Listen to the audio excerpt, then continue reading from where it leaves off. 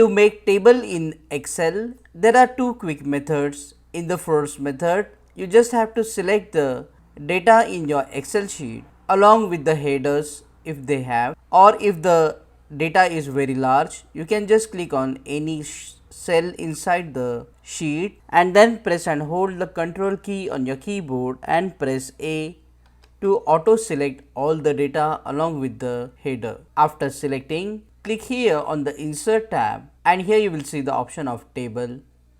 Click on the table option and don't forget to tick this option, my table has headers.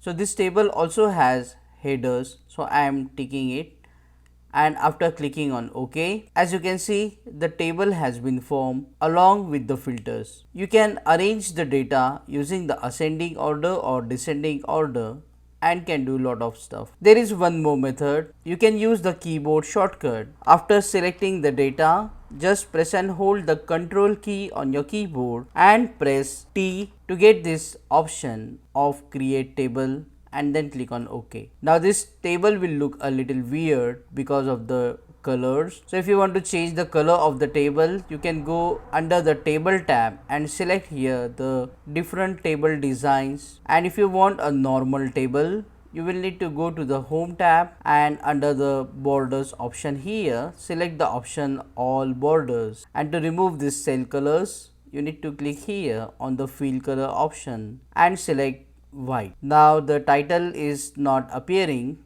To make it appear, we need to change the text color to black and then you can center align the data like this. In this way you can easily make a table in Excel sheet using the table option and keyboard shortcut. Click on that like button, comment below and let me know if this video solved your problem. And don't forget to check out these useful videos if you want to learn Excel quickly, and consider becoming a member of the channel if you want to learn tips and tricks quickly like this. See you again in the next one.